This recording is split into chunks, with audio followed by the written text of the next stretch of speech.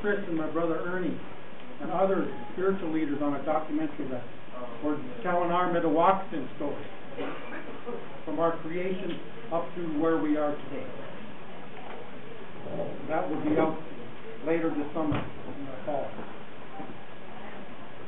So there's a lot of things here that's been going on with our Mdewakanton people. We're striving to take care of our last bit of land on 3 communities. That's our last resort as Mdewakanton people that were scattered. We're the only ones here left to hang on to the little pieces of land on 3 communities in this state of Dakota. And so a lot of you know that we're in a battle in the court system. It's not because we want to kick other Indian people out. It's because we want to preserve our Mdewakanton children's spot on their own land. That's what this is about. The land is first. It's sacred. We're standing on it. Dakuwakan Tipi under us right now. That's where we're coming from, the mind and the heart. That's why we have to fight for the little land we got left at Mdewakanton after the journey we went through since 1862.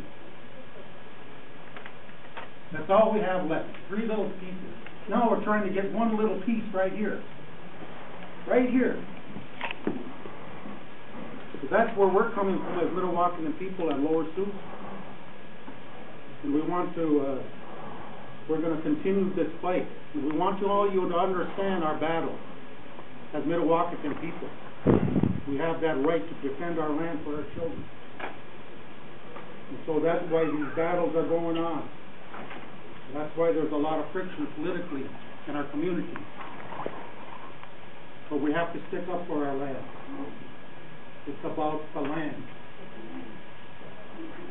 So I'd like to ask my brother to make a few comments here. My brother was born and raised at Lowell. My brother led the longest walk in 1978 from California to Washington, D.C. A Mdewakanton man. And we defeated all those bills, 15 bills in Congress that they wanted to take away us our reservations, make us corporations, all those bills. That was defeated by our Indian people. Our Indian people. That's what defeated it. And so when we were at a place in Kansas, 2 elderly women came from Potawatomi women. They came to the place in Kansas where we were camped for a few days. Before they came, they come right here to Dakuwakan Tipi and took the sacred water. Brought that sacred water to the longest walk in Kansas and went to my brother and said, we brought you sacred water here from Dakuwakan Tipi, from Coldwater Spring. And we want to use this in our ceremony. We want to give flesh offerings, sacrifice for our people. So my brother had the ceremony. One grandma gave 300 flesh offerings. The other gave 250 flesh offerings. To sacrifice a little bit so that prayers can be heard, so these things can stop attacking our people and taking our land away. And then after that was over, they said to my brother, use this water in the Uwipi. It's sacred.